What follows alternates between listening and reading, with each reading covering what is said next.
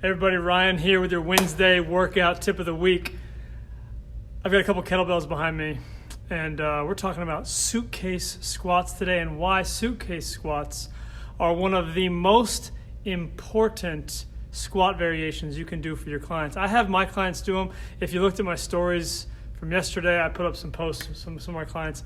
I still do some small groups, still work with quite a bit of people in those groups, and I love having them suitcase squat because most of the time what we end up doing is having everybody squat straight on with a bar on their back or weights in their hands, and it's straight down, straight up. You cannot tell if one side is stronger than the other. You cannot tell if there's any asymmetries. You cannot tell if there's any imbalances. You cannot tell if there's any weakness when you have a load that is on both sides, right? So we want to break that down. We want to make it easier for them and harder for them at the same time. Easier on us and harder on us at the same time, because we want to find out, is there a weakness? Is there an imbalance? Is there something that is stopping them from living their life as well as they can, from moving as well as they can? And if we just have a symmetrical load, it's impossible to tell what happens when they get into the real world and they've got to pick up their baby and they've got to pick up the groceries. They've got to bend down. So you say lunges are good for that? Sure, maybe. But when we're squatting, we really tell how their hips interact with their core, how their shoulder blades interact with their hips and their core, how it all works together. So the way we do that, shoulders down and back, sitting tall, sit down. I want to have them have both weights at the same time. So they're going down,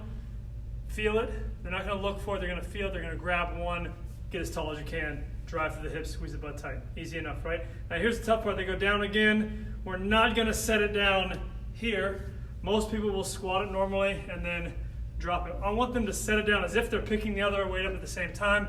Come back up. So we're starting them here. Switch every single time. Trying to keep this. Now you'll see them knee valgus. You'll see them dive in. You'll see them collapse.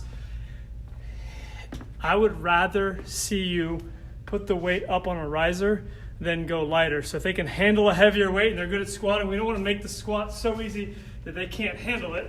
We're just gonna make it higher for them because they're strong enough. They just don't have the mobility, the core stability, or the flexibility yet. I don't know which it is. It's one of those three. Get down, grab it, come back up. Make sense? So you can put a plate down, you can put a riser. Guys, this is big stuff. If you try this week with your clients, it'll change the way they think about your training. It won't just be how hard can I push them, how much weight can they do, but you can turn your training into how well do they move in their everyday life.